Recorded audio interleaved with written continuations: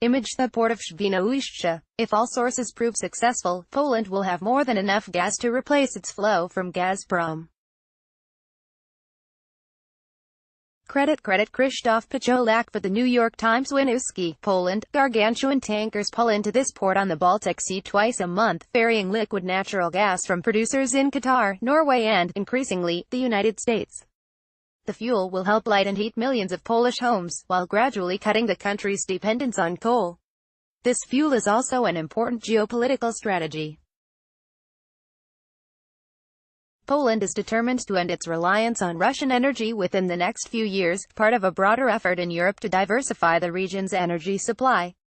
Relations with Russia have been unsettled, sometimes perilously, over political differences as well as the role of Poland, a former Soviet satellite, in NATO. The country has found a ready replacement in the United States, which has an abundance of natural gas from the shale boom and a political incentive to ease Russia's chokehold on Europe.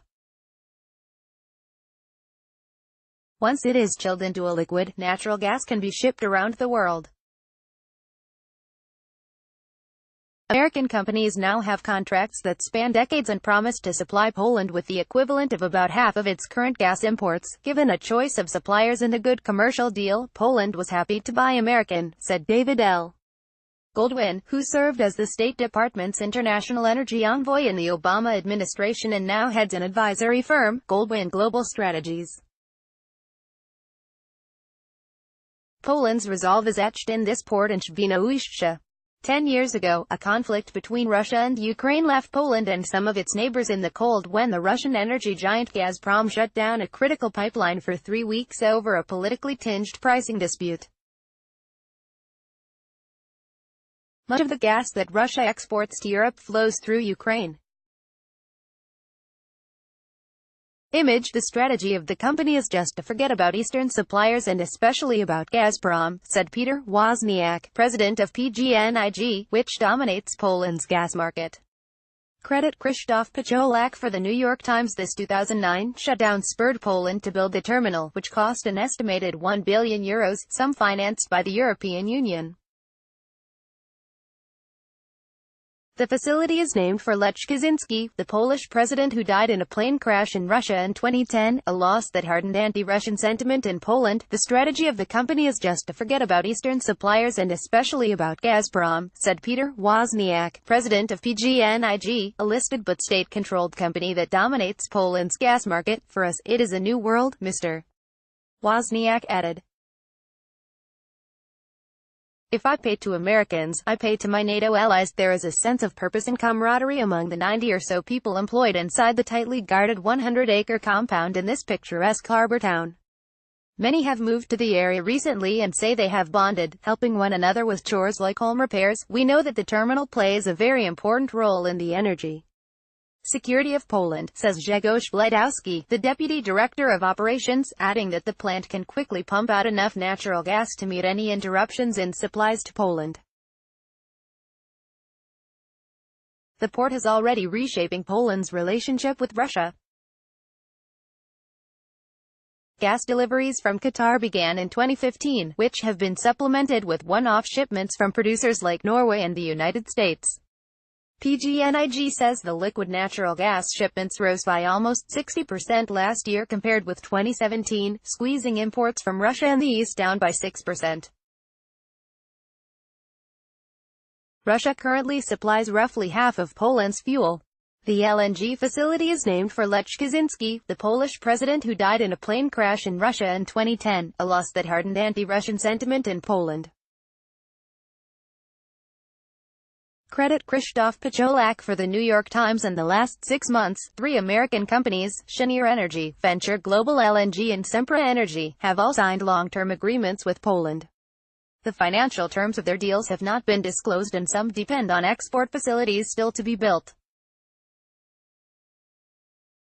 But the expected shipments to this country of 38 million people could generate billions of dollars of revenue for the American suppliers. The attractiveness of LNG is its flexibility, said Anatol Fagin, Cheniere's chief commercial officer. If all sources prove successful, Poland will have more than enough gas to replace its flow from Gazprom. Two of the American contracts also allow the Polish energy company to accept cargoes from the companies and then sell the gas to other markets. In an interview in his Warsaw office, Mr. Wozniak, a geologist and a former economy minister, portrayed Gazprom as both predatory and unreliable. Waving a cigarette, he traced Gazprom's pipeline snaking from Russia into Europe's industrial heartland on a map. Gazprom's intention, he said, is to capture this vital part of the European market and monopolize it in a way they please. We know that the terminal plays a very important role in the energy security of Poland, says Grzegorz Bledowski, the deputy director of operations. CreditCreditKrzysztof Pacholak for the New York Times. A Gazprom spokesman declined to comment. Liquefied natural gas has shaken up pipeline politics, creating competition for longtime suppliers like Gazprom. Global LNG imports grew by more than 9% last year, a much faster rate than oil or gas, according to Rystad Energy, a market research firm. While the United States is only a modest gas exporter now, it is on pace to be a global leader like Qatar in the coming decades, made possible by the disruptive technologies like fracking. Against that backdrop, there is a kind of Cold War playing out among energy suppliers like Russia and Algeria and new energy exporters from the United States. The Trump administration has promoted sales of American gas to Europe as a bulwark against Moscow. The administration, in general, has sought closer ties with the government in Poland, where the United States has around 4,500 troops stationed. In November, the United States Energy Secretary, Rick Perry, flew to Warsaw for the Cheniere contract signing. President Trump also has broadly pushed Europe to buy more natural gas, as officials there try to avoid tariffs on the important automobile industry. Washington scored a victory this month when Germany, the single biggest consumer of Russian natural gas, agreed to build its first LNG terminal, preparing for possible trade.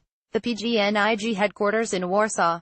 The company is investing in a network of gas fields in Norway intended to insulate Poland from political interference.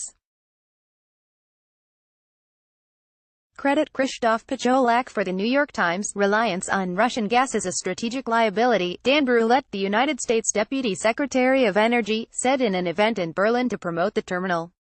But it's a complicated calculation. Germany has relied on Russian pipelines in the past, and Europe's largest economy is certain to need Russian fuel in the future. Berlin is permitting the construction of a large new pipeline under the Baltic Sea from Russia that is called Nord Stream 2, to the displeasure of both Poland and the United States. Price, too, is an issue. Gas prices are largely set by financial markets, and Russia can produce gas cheaply. The prospect of competition as well as antitrust proceedings brought by the European Union has forced Gazprom to adjust how it does business. In much of Europe, the Russian giant has shifted its contract terms to mirror market prices for gas rather than the price of oil, which can be wildly different, according to Jonathan Stern, a distinguished research fellow at the Oxford Institute for Energy Studies. Liquefying gas in the United States and sending it to Europe can double the price for American companies. At current prices, margins are thin, although the large volumes coming into Europe have helped. For Poland, the politics may ultimately trump the price. Government plans to expand this facility, which currently has the capacity to import about a quarter of Poland's yearly needs. It also wants to build a pipeline from Norway, where the state-controlled PGNiG is investing in a network of gas fields intended to insulate Poland from political interference in the LNG. Trade price is only one component, said Jeffrey W. Martin, chairman and chief executive of Sempra Energy in San Diego, which signed a contract to supply Poland from a planned Texas plant last year. Security of supply is a big issue. Melissa Eddy contributed reporting from Berlin, and Andrew E. Kramer from Moscow. A version of this article appears in print on page B1 of the New York edition with the headline, How Chilled Gas is Easing an Icy Energy Chokehold. Order reprints. Today's paper. Subscribe.